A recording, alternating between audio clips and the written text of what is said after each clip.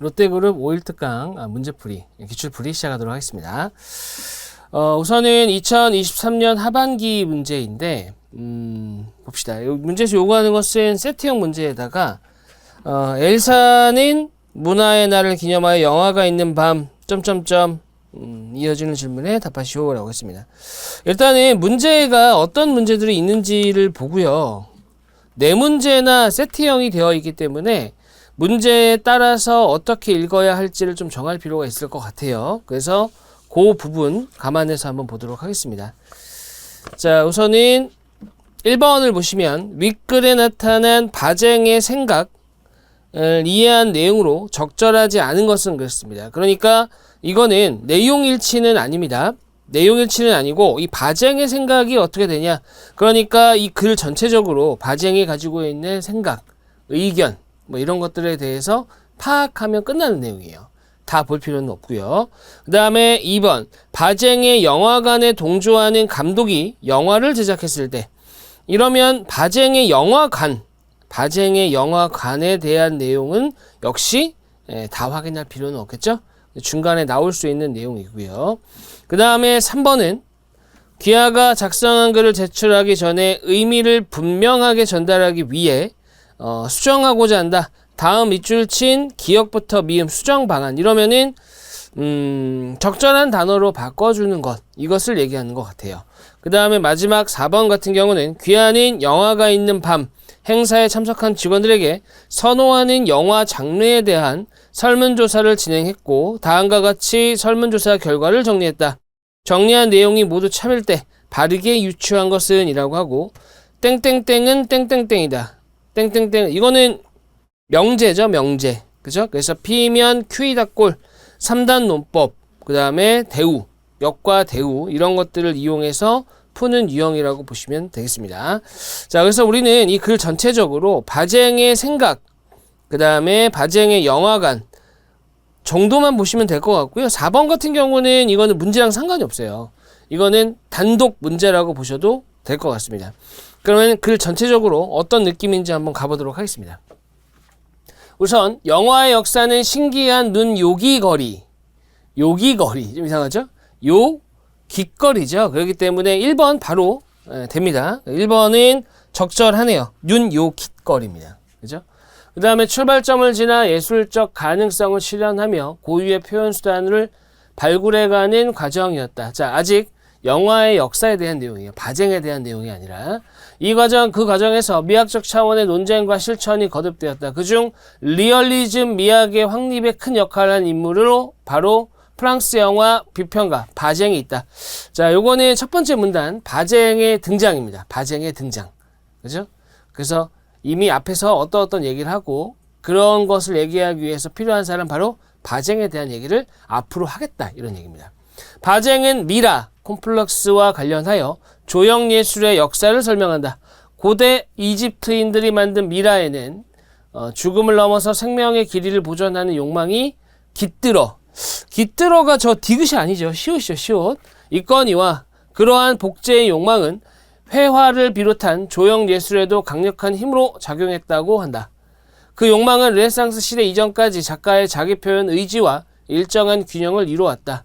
하지만 원근법이 등장하여 대상의 사실적 재현에 성큼 다가서면서 회화의 관심은 복제의 욕망 쪽으로 기울게 되었다. 그 상황은 사진이 발명되면서 다시 한번 크게 바뀌었다. 인간의 주관성을 배제한 채 대상을 기계적으로 재현하는 사진이 발휘하는 모사의 신뢰도는 회화에 비할 바가 아니었다. 사진으로 인해 조형 예술은 비로소 복제의 욕망으로부터 자유롭게 되었다. 복제라는 것은 비슷하게 최대한 똑같게 만들고자 했던 것인데 사진이 등장하는 바람에 따라갈 수가 없게 된 거죠. 사진은 그대로니까요. 맞죠? 영화의 등장은 대상의 재현에 또 다른 획을 그었다.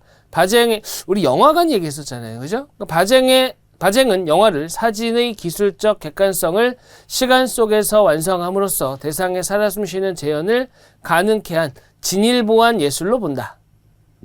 시간의 흐름에 따른 재현이 가능해진 결과 더욱 닮은 지문 같은 현실을 제공하게 되었다. 바쟁에 의하면 영화의 현실은 본질적으로 친화력을 지닌다. 영화는 현실을 시간적으로 구연이라고 써있네요. 그죠? 구현입니다. 구현한다. 이런 점에서 현실의 연장이며 현실, 숨은 의미를 드러내고 현실의 밀도를 제공하는 점에서 현실의 정수다. 이 현실이라는 말은 반복되고 있어요. 그러면 현실이라는 말이 반복되는 이유는 아무 의미도 없는데 반복되지는 않습니다. 강조를 위해서 반복하는 거거든요. 그래서 결과적으로 바쟁은 영화에 대해서 현실적이어야 된다라는 얘기를 반복적으로 하고 있는 것 같아요. 그죠? 그래서 그 자체로 심리적, 기술적, 미학적으로 완전하다는 것이 그의 시각이다. 이게 바로 바쟁의 영화관이라고 볼 수 있을 것 같고요. 바쟁은 형식주의적 기교가 현실의 복잡성과 모호성을 침해하여 현실을 왜곡할 수 있다고 본다.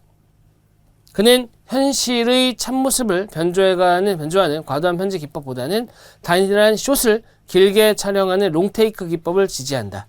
리얼리즘이라고 보는 것 같아요. 그것이 사건의 공간적 단일성을 존중하고 현실적 사건으로서의 가치를 보장하기 때문이다. 그는 또한 후경에서 배경에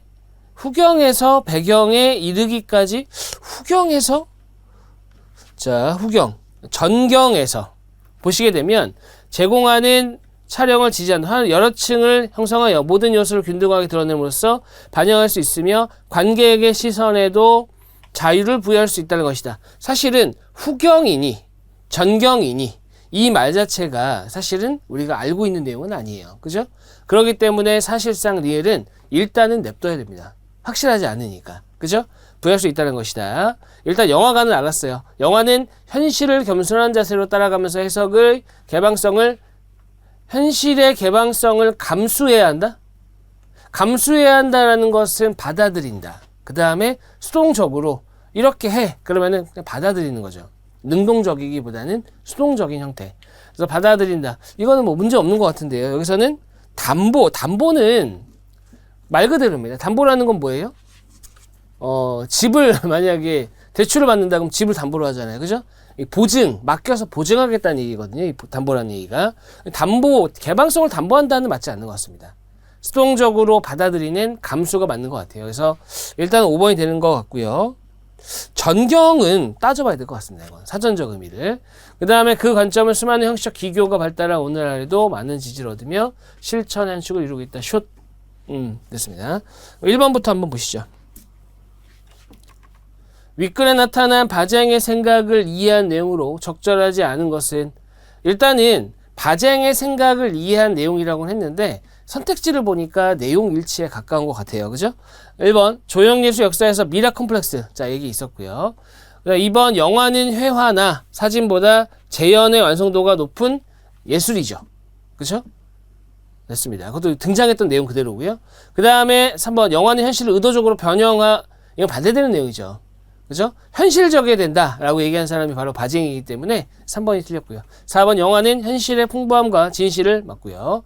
5번 사진은 회화가 표현의 자율성 확보하는데 영향을 미쳤죠. 왜? 따라갈 수 없게 만들었잖아요. 그렇기 때문에 답은 3번이 되고요. 내용 일치이긴 했네요. 이 문제는. 근데 제가 매번 이 언어 파트 강의에서 항상 말씀을 드리지만 이 잘하는 학생들은 기본적으로 독해를 할 때 내용 일치 문제를 물어본다고 해서 선택지에 있는 내용을 읽어보고 올라가진 않아요. 읽고 선택지를 찾습니다. 왜냐하면 내가 방금 읽은 것인데 이거를 까먹었다 자체가 안 되는 거예요.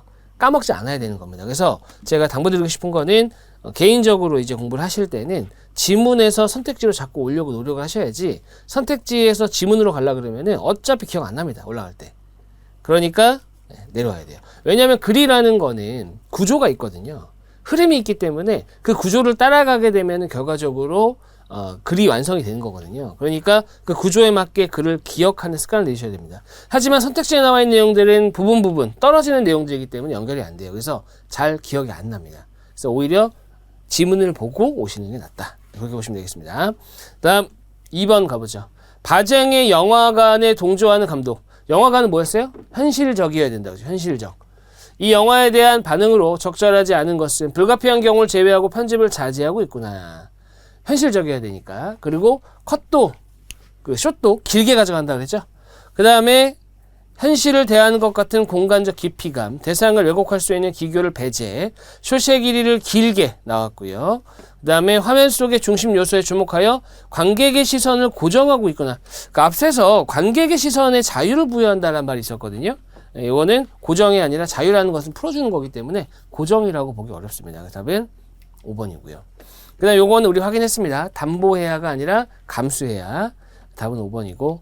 그 다음에 4번에 귀하는 영화가 있는 밤 행사에 참석한 직원들에게 선호하는 영화 장르. 아까 얘기했던 거고요. 유추한 것은 그랬습니다. 확인해 보겠습니다. 요거는 명제예요. 명제. 멜로 영화를 좋아하는 사람은 이렇게 두 문자를 따는 겁니다. 독립영화를 좋아한다. 이렇게. 공포 영화를 좋아하는 사람은 SF를 좋아한대요. 공포를 좋아하는 사람은 SF를 좋아한다. 독립영화를 좋아하지 않는 사람은 SF 영화를 좋아하지 않는다. 이거는 대우를 써야 되죠. 대우. 대우가 뭐예요? P면 Q이다의 대우는 not Q면 not P이다. 결론과 앞에 나와 있는 가정과 결론을 뒤집으면서 부정하는 게 대우거든요. 그래서 SF 영화를 좋아하면 독립영화를 좋아한다. 이렇게 되는 거죠. 이렇게. 맞죠? 그러니까 다시 한번 써보면 이런 식으로 되는 거예요. 멜, 독, 공, S 이렇게 되는 거죠. 그러면 여기서 바르게 유추한 것은 그러면 사실상 요거 말고는 얘하고 얘는 관계를 알 수가 없잖아요. 그래서 얘랑 얘, 얘랑 얘 이런 것들이 등장하면 바로 지워야 됩니다. 한번 볼까요? 1번 멜로 영화와 SF 안 된다고요. 읽을 필요도 없어요. 그 다음에 고민할 필요도 없고 독립과 SS, S. 자, 요건 보세요. 독립영화를 좋아하는 사람은 이러면 뒤에가 없잖아요. 끝난 거예요. 독립영화 답 없는데 되나? 고민할 필요가 없어요. 그냥 끝난 거고요. 그 다음 3번 SF 멜로 안 된다고요. 다음 4번 공포영화를 좋아하는 사람은 독립영화. 이거밖에 없어요. 애초에. 그 다음에 5번에 공포영화를 좋아하는 사람은 멜로. 공포랑 멜로 안 된다고요. 구조가 빤하다. 이건 어렵지 않습니다. 다음 넘어가 보죠.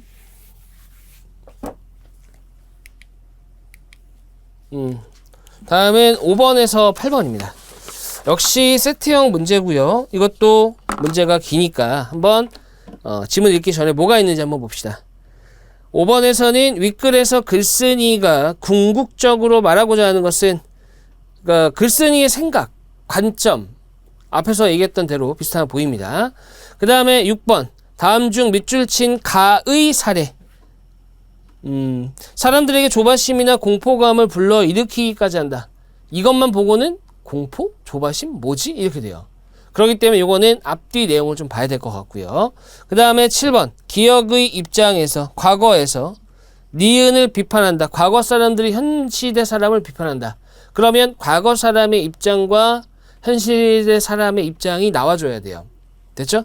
그 다음에 마지막 사내 게시판에 올라온 글 점점점 옳지 않은 것은 요거는 조건 추론입니다. 조건 추론. 주어져 있는 조건을 가지고 잘 만들어 보는 형태입니다. 자, 그래서 요거는 엄밀히 말하면 5번부터 7번까지가 세트고 8번은 단독 문제라고 보셔야 돼요. 앞에 내용이 나온다 하더라도. 자, 가보겠습니다. 읽어보죠. 우리가 해야 되는 것은 글쓴이가 궁극적으로 말하고자 하는 것. 그 다음에 가의 사례로 적절한 것. 그 다음에 기억 입장에서 니은. 됐습니다. 가볼게요. 우리 현대인은 대인관계에 있어서 가면을 쓰고 살아간다. 대충 벌써 무슨 얘기인지 알 것 같아요. 그죠? 물론 그것이 현대사회를 살아가기 위한 인간의 기본적인 조건인지도 모른다. 어빙 고프만 같은 사람은 학자는 사람이 다른 사람과 교제를 할 때 상대방에 대한 자신의 인상을 관리하려는 속성이 있다는 점을 강조한다. 즉 사람들은 대체로 남 앞에서 나설 때에는 가면을 쓰고 연기를 하는 배우와 같이 행동한다는 것이다. 왜 그런 상황이 발생하는 것일까? 그것은 주로 대중문화의 속성에 기인한다. 사실 20세기의 대중문화는 과거와는 다른 새로운 인간형을 형성시키는 배경이 되었다고 할 수 있다. 특히 광고가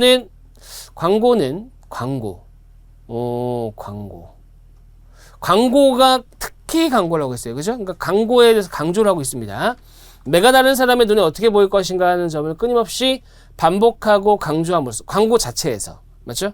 사람들에게 조바심이나 공포감을 불러일으키기까지 한다. 즉 광고에서 남의 눈에 어떻게 보일지에 대해서 그러니까 사실 광고는 욕망이잖아요. 욕망. 그죠? 욕망을 보여주는 거거든요. 그러니까 저거 갖고 싶다. 아 내가 저거 했으면 참 좋겠다. 그죠? 아, 저거 있으면은 뭐 누구한테 뭐 할 수 있겠다. 뭐 이런 것들이 있거든요. 그래서 그런 것들에 대한 내용이기 때문에 근데 그것이 들어가 있는데 그게 바로 사람들에게 조바심이나 공포감을 불러일으키게 한다는 거예요. 즉 광고가 원인입니다. 됐죠? 자, 그 다음에 그 중에서도 외모와 관련된 제품의 광고는 개인의 삶의 의미가 자신에게서 자신이 남에게 어떤 존재로 보이느냐라는 것을 무수히 주입시킨다. 역사학자들도 연기하는 자아의 개념이 대중문화의 부상과 함께 더욱 의미 있는 것이 되었다고 말한다. 연기하는 자. 그들은 적어도 20세기 초부터 성공은 무엇을 잘하고 열심히 하는 것이 아니라 인상관리를 어떻게 하느냐에 달려있다고 한다. 이렇게 자신의 일관성을 잃고 상황에 따라 적응하게 되는 현대인들은 대중매체가 퍼뜨리는 유행에 민감하게 반응하는 과정에서 자신의 취향을 형성해 나가고 있다.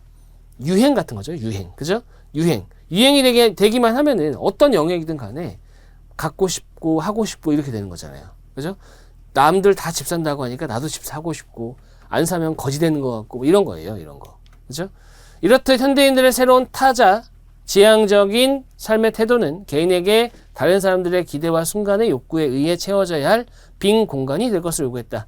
현대사회에서 각 개인은 사회 적응을 위해 역할 수행자가 되어야 하고 스스로 자신의 연기를 모니터하면서 상황에 따라 편리하게 사회적 가면을 쓰고 살아가게 되었다. 이는 세련되었다는 평을 받은 사람들의 경우에 더욱 그러하다. 흔히 거론되는 신세대 문화 특성 중 사회적 가면 착용. 자, 여기서부터는 그냥 그런 것 같은데요. 신세대, 구세대에 비해 솔직하고 각식이 없다는 장점을 지고 있다. 일단 신세대는 구세대에 비해서 우리 아까 그런 거 있었잖아요. 과거를 향유하던 사람이 현 시대 사람에 대해서 등장한 것 같아요. 신세대와 구세대. 신세대가 일단 솔직하고 가식이 없대요. 좀 더 드러내고 가면의 특정한 목적을 위해 자기를 감추거나 누구를 속인다는 부정적인 의미를 갖고 있는 것은 아니다. 다만 신세대는 남에게 보이는 자신의 모습에서 만족을 느끼는 정도가 크기 때문에 그런 만족을 얻기 위해 기울이는 노력이 크고 그것은 자신의 자아를 돌아볼 여유도 없이 가면에만 충실하게 되는 것이다. 대충 과거를 향유하던 사람이 신세대, 요즘 사람들에게 어떤 얘기를 해줄지 대충 보이죠? 그렇죠? 그 다음에 과거를 향유했던 사람들은 비교적 내면 세계를 중요시했다. 겉으로 드러나는 모습은 허울에 불과하다고 믿었기 때문이다. 자, 근데 이거는 다 그런 건 아니에요. 다 그런 건 당연히 아니죠. 그죠? 비교적 현 시대를 살아가는 사람들의 모습을 보면 인간관계에서 그 누구도 타인의 내면 세계를 깊이 알려고 하지 않거니와 사실 그럴 만한 시간적 여유도 없다는 경우가 많다. 그런 이유로 무언가 느낌으로 와닿는 것만을 중시하며 살아간다. 그 느낌이라는 것은 꼭 말로 설명할 수는 없다 하더라도 겉으로 드러나는 모습에 의해 영향을 받는 거죠. 알고 싶지 않으니까 느낌만 중시하는 거예요. 됐죠? 자, 사람들은 단지 순간적으로 느껴지는 겉모습으로 판단한다. 못하는데 문제가 있다. 됐습니다. 자, 글이 좀 중간에 끝난 것 같긴 한데 5번 보죠. 궁극적으로 말하고자 하는 것은 현대인들은 세대 간의 이해의 폭을 넓혀야 한다. 자, 이게 아예 아니냐? 그건 아니에요. 왜냐면은 현 세대들은 이해하려고 하지 않고 느낌을 중시한다 라고는 했거든요. 근데 거기서 끝난 거예요. 거기서 끝났습니다. 얘기가. 그러니까 안 돼. 이게 아니잖아요. 맞죠? 2번 현대인들은 자아 중심적 세계에서 벗어나야 한다. 이 말도 아닙니다. 아니에요. 그리고 현대인들은 오히려 자아 중심적보다도 타자 지향적이라고 했잖아요. 그죠? 3번 현대인들은 자신의 내면적 가치를 추구해야 한다. 3번 내면적 가치를 추구해야 한다. 내면적 가치를 추구해야 한다. 일단은 3번 좀 애매합니다. 왜냐면은 지금 겉모습이 중시가 되는 세상이라는 거거든요. 근데 그 내용 자체가 과거보다 현재 더 그런다. 조금 약합니다. 왜냐면은 이게 제가 말씀드렸듯이 글이 중간에 끝날 것 같은 느낌이 들었다고 했잖아요. 그러니까 뭔가 끝나지 않았어요. 매듭이 안 됐어요. 글 자체가. 그래서 3번 얘기를 하고 싶어 하는 것 같아요. 근데 3번 얘기인 것 같기는 한데 뭔가 글이 중간에 끝나버리니까 결론이 안 나버리니까 그래? 에서 끝나는 거예요. 그래? 에서. 일단 3번 보류하고 4번 현대인들은 남과 더불어 사는 삶 추구해야 한다. 이것도 좀 거리가 있어 보입니다. 과거에는 좀 알아가고 하려고 했었던 게 있었다. 그죠? 근데 이제 그 얘기가 주는 아니라는 거예요. 현대인들은 긍정적 세계관 아니고요. 고르라고 한다면 3번이 돼야 될 것 같아요. 그죠?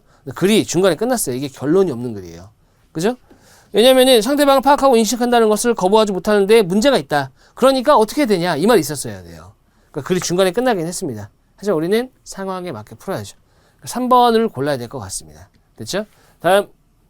다음 중 밑줄 친 가의 사례에 그랬는데, 가가 사람들에게 조바심이나 공포감을 불러 일으키기까지 한다. 요거는 단순 공포는 아니죠. 그죠? 이게 광고를 통해서, 내가 못하는 거 아니야? 내 친구 집 사갖고 집 2억 올랐다는데. 맞죠? 저 친구 집 저기 샀는데 재개발한, 제 얘기입니다. 제 얘기인데, 재개발한다던데, 아파트 하나가 그냥 떨어진다는데, 이런 막 조바심이 나요. 그죠? 저는 오히려 그래서 팔았죠, 집을. 오히려 거꾸로. 그렇게 돼야 되는데, 어찌됐건 간에. 다음 중 밑줄 친 가해 사례로 적절하지 않은 것은 그랬습니다. 일단은, 홈쇼핑 광고. 끝난 것 같아요. 그죠? 벌써 홈쇼핑 광고하면 이러잖아요. 얼마 안 남았습니다. 꼭 나만 안 산 것처럼, 다른 사람들은 다 샀는데 내가 뭔가 잘못돼서, 내가 잘못된 정보를 가지고 있어서 못 사는 것처럼, 이렇게 얘기해버리면 큰일 나는 거죠. 됐습니다. 그 얘기네요. 결과적으로 1번. 자, 맞는 사례고요. 2번. 여학생이 남양 특집 영화에서 화장실에 귀신이 나온 장면을 본 후로는 화장실에 가기가 무서워 꼭 친구들과 함께. 이거는 그냥 공포잖아요. 그냥 공포. 2번이 답이겠네요. 3번. 식품 광고. 4번은 멋진 옷. 유행이 뒤떨어진다. 5번. 잡지에서. 잡지도 광고잖아요. 광고.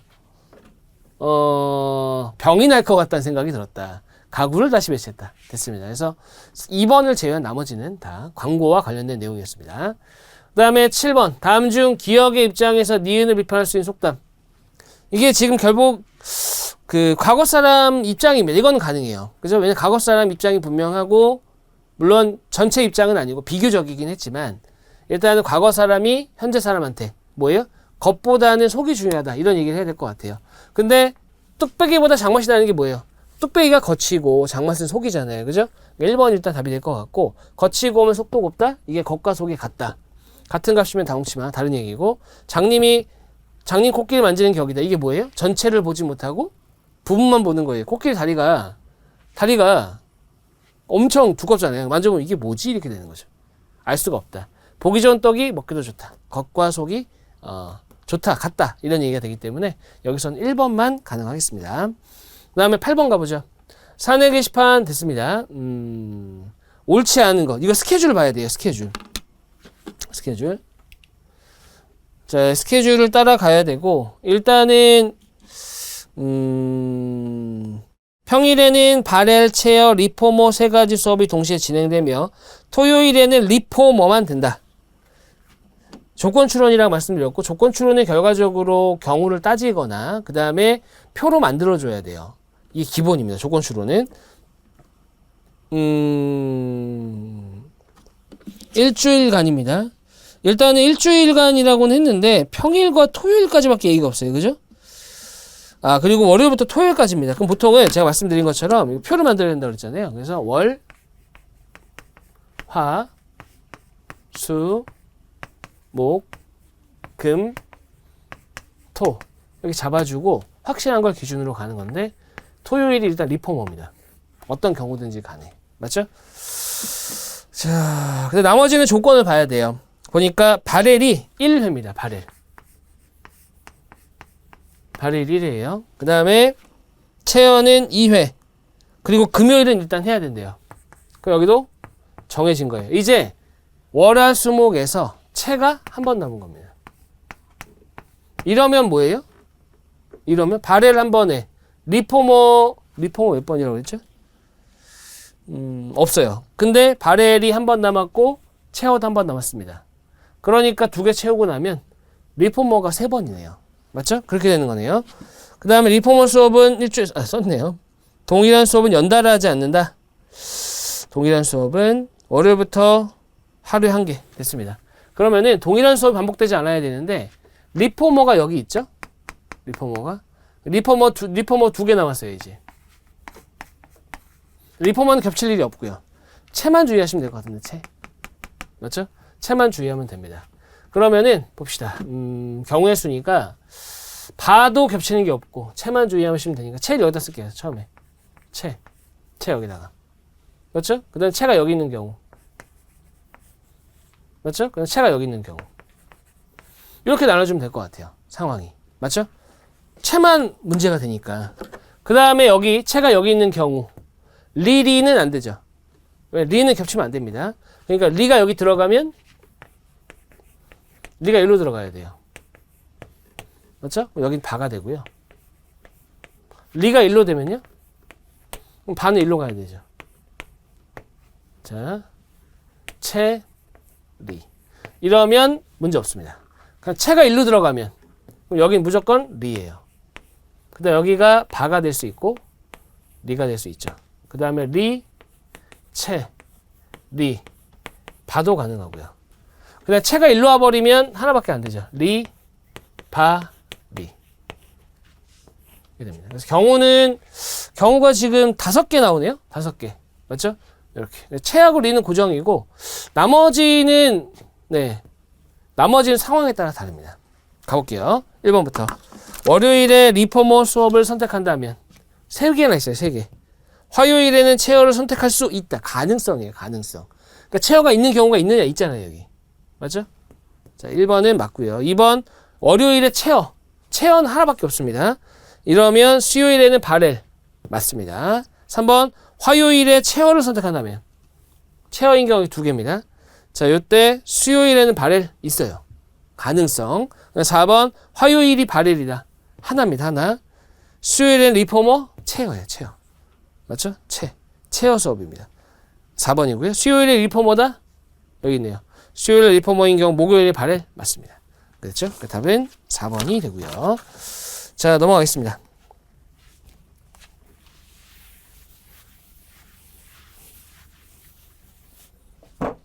다음 9에서 12번 역시 세트형 문제인데, 자, 12번까지네요. 자, 가보죠. 서울 지부에서 근무하는 박대리는 대구 지부에서 열리는 워크숍 3박 4일간 참석하고자 한다. 3박 4일입니다. 이런 내용 중요해요. 3박 4일. 왜냐면은 뭔가 계산을 할 때는 3박, 숙박, 4일, 보통 일비, 교통비, 뭐 등등등, 부대 비용 이런 것들이 일과 관련되어 있고, 숙박. 그 다음에 대구 같은 경우 버스를 탈지, 그 다음에 기차를 탈지, 대구가 공항이 있었나요? 비행기를 탈지 몰라요. 따져봐야 됩니다. 3박 4일 중요하고요. 그 다음에 워크숍은 10월 20일 오후 1시 시작, 그 다음에 오후 5시. 이러면 시간과 관련이 있어요. 시간. 1시에 시작하니까 그 전에 도착해야 되죠. 그 다음에 10시 된다. 10월 23일 오후 5시까지 진행되기 때문에 만약에 교통편을 이용한다 그러면 요 이후에 탈 수 있는 교통편이어야 되고요. 공항으로 가네요. 그 다음에 박 대리는 1시간 전에는 대구공항에 도착해야 한다. 그러니까 오후 12시입니다. 그 다음에 워크숍 종료 후에는 2시간 이내. 이 얘기는 7시까지. 그렇죠? 식비는 출장일과 마지막 일 포함하여 하루당 3만원. 그러면은 4일이라는 얘기예요. 4일. 식비는 4일. 대구공항부터 워크숍 장소인 대구 지부까지의 이동수단 중 항공료를 제외한 교통비는 하루당 1만원입니다. 항공비 빼고 하루당 1만원씩 더 받는 거예요. 숙박비는 1박당 8만원, 3박. 그 다음에 이 하루당이라고 했거든요. 그러니까 이거는 4일로 봐야 될 것 같아. 그죠? 4일로. 이건 3박. 이거 끝났는데요? 끝났어요. 그죠? 자, 봅시다. 일단은 출발 김포공항 도착, 보시게 되면은 김포공항에서 대구로 가는 것 중에 일단은 IA 910을 타야 되네요. 확정이죠, 확정. 왜냐면 나머지는 지각이에요, 이러면. 그 다음에 그 이후에 탈 수 있는 거, 대구에서 김포로 가는 거 3개가 있는데, 탈 수 있는 게 애초에 어디 보자. G5는 안 되네요. 워크숍 끝나기 전이니까 TK밖에 안 됩니다. 다 정해졌어요. 그러면 제가 말씀드렸듯이 숙박 3박이니까 8 곱하기 3 맞죠? 그 다음에 4일인데 여기서 식비는 3만원입니다. 그죠? 3만원. 그러니까 3만원 곱하기 4입니다. 4. 그 다음에 교통비도 있었죠. 교통비 교통비 같은 경우는 이게 좀 애매한데요. 얘가 좀 애매해요. 왜냐면 교통비가 하루당이라고 했거든요. 그럼 이걸 4라고 하면 안 되겠네요. 왜냐면은 이게 애초에 대구공항을 계속 왔다 갔다 하는 건 아니잖아요. 그렇죠? 그러니까 이걸 2일로 봐야겠습니다. 2일. 하루당이라고 하면 좀 애매해요. 왜냐면 정확하게 갈 때와 올 때라고 표현해 주는 게 좋긴 합니다. 여지가 있기 때문에. 그래서 이거 2 곱하기 1 이렇게 되고, 그 다음에 나머지는 비행기 요금, 편도 요금이 34,500원과 58,000원.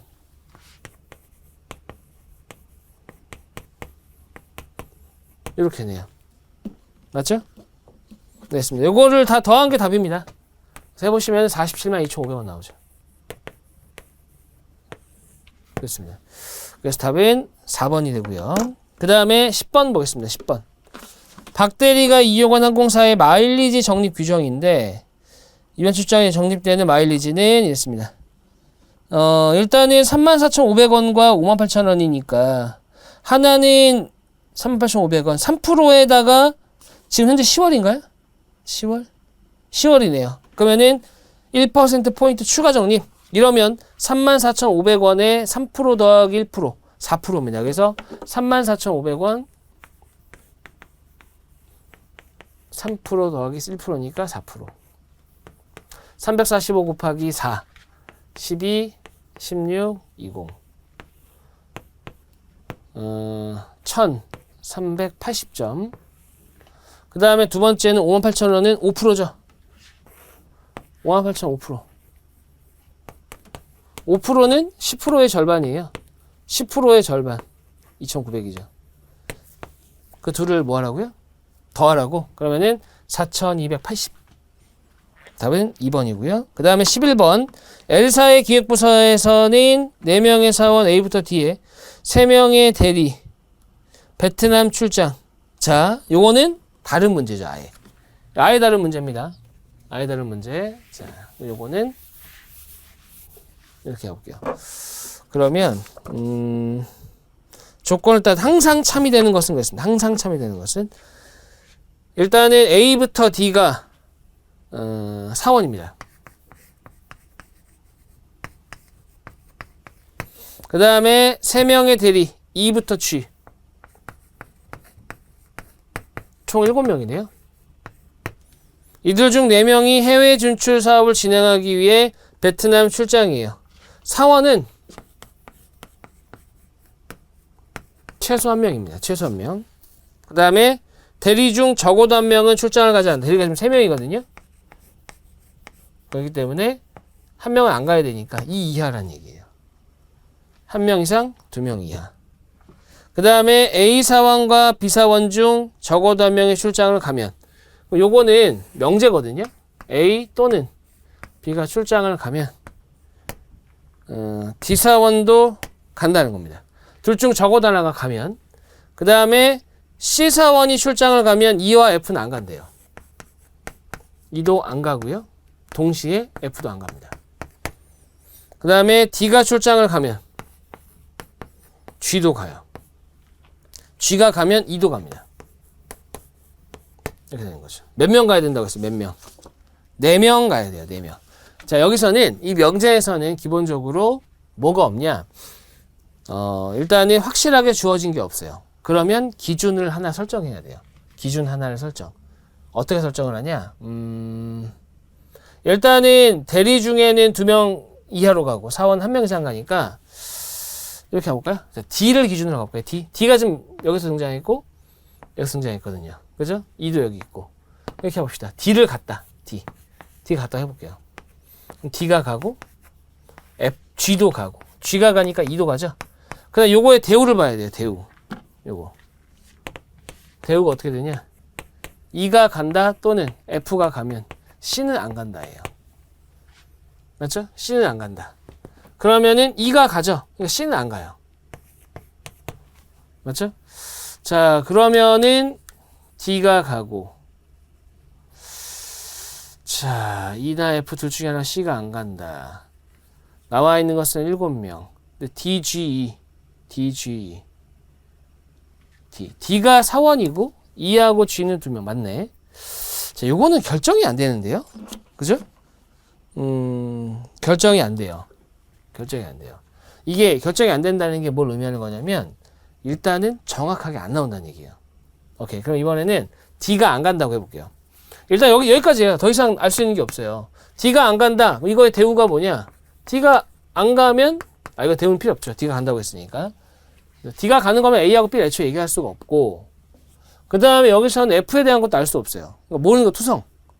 여기까지 확실하다는 거죠. D가 가면은 C가 안 간다. G랑 E는 간다. 여기까지입니다. 그 다음에 D가 안 간다. D가 안 간다. D가 안 간다. D가 안 가면은 A랑 B 둘 다 안 가요. 그죠? D가 안 가면 A도 안 가고 A도 안 가고 동시에 B도 안 갑니다. B도 안 가고. 맞죠? 그리고 끝이에요. 근데 여기서 기억하셔야 되는 게 뭐냐면 주어진 조건들이 이용 안 되는 경우는 없습니다. 조건을 줬다라는 것은 기본적으로 써먹으라는 얘기예요. 그 얘기가 무슨 얘기냐? 사원이 한 명 이상이라는 거예요. 사원이 지금 A부터 D인데 이렇게 되면은 A, B, D가 안 가면 C는 무조건 가야 된다는 얘기예요. 이렇게. 여기에서는 없었지만. 맞죠? 그리고 C가 가잖아요? 그러면 나머지 대리가 E, F, G인데 다 가야 돼요. 4명이 가야 되니까. 이러면은 안 되죠. 한 명은 무조건 안 가야 되니까. 최소한. 그래서 알 수 있는 사실이 뭐냐? D는 같구나예요. D는 같구나. D는 같구나. 그럼 보세요. 이제 보시면은 사원이 D가 확실히 가요. 그 다음에 C는 확실히 안 가고 그 다음에 E하고 G는 확실히 갑니다. 맞죠? 그러면은 여기서 4명을 채워야 돼. 4명. 1명, 2명, 3명을 채웠어요. 그럼 여기서는 일단 F는 안 간다는 얘기예요. 확실하게. 왜? 2명 이하로 가야 되니까. 맞죠? 하지만 A하고 B는 아직 모르는 겁니다. A하고 B는 정해지지 않았어요. 그래서 A하고 B에 대해서 만약에 단언하는 내용이 있다? 틀린 겁니다. 한번 확인해 볼게요. 1번 A, 2번 B 언급하면 안 돼요. 알 수 없기 때문에. 맞죠? 그 다음에 3번 C는 안 가는 게 확실하죠. 빨간 건 사실이에요. 맞죠? 그 다음에 D는 가죠. 그 다음에 G는 출장 갑니다. 그리고 그러니까 1번하고 2번은 불확실, 3번은 틀렸고 3번이 맞고 4번하고 5번 확실히 틀렸고 됐죠? 1번, 2번은 불확실, 4번, 5번은 틀렸다. 이렇게 보시면 되겠습니다. 자, 다음 넘어가서 12번을 보시면 4명의 마일리지 현황이 항상 참여되는 것은 그렇습니다. 갑사원의 항공 마일리지가 8,500점. 근데 이거 합치한 것 같은데요. 요것도 사실 앞에 내용과 글이 연결되는 거는 아닙니다. 연결되는 건 아니에요. 보시면은 일단은 값이 8,500이래요. 그 다음에 갑사원의 항공 마일리지는 을보다 1,500점이 많다. 이 말의 의미가 뭐겠어요? 을은 값이 1,500이 많은 거잖아요. 그죠? 그러면 여긴 7,000이 돼야죠. 정해졌고 그 다음에 병사원은 을보다를 맞고 갑보다는 적대요. 요거죠? 그 다음에 정사원이 7,200이다. 이렇게 되면 병과 정의 순위가 애매하고요. 나머지는 다 정해졌어요. 1번 갑사원 항공 마일리지가 가장 많다. 맞고요. 2번 정사원은 가장 적지 않죠. 꼴등은 을이니까. 3번에 을사원 항공 마일리지는 4명 중에 꼴등 맞고요. 4번 병사원의 정확한 항공 마일리지는 알 수 없죠. 당연히. 낑긴 것만 아니까. 5번 항공 마일리지가 많은 순서는 갑정병을 항상 참여해야 돼. 항상. 모른다니까요. 둘의 순서는. 됐습니다. 그래서 답은 5번이 되겠습니다. 다음 강의에서 이어서 보도록 하겠습니다. 수고하셨습니다.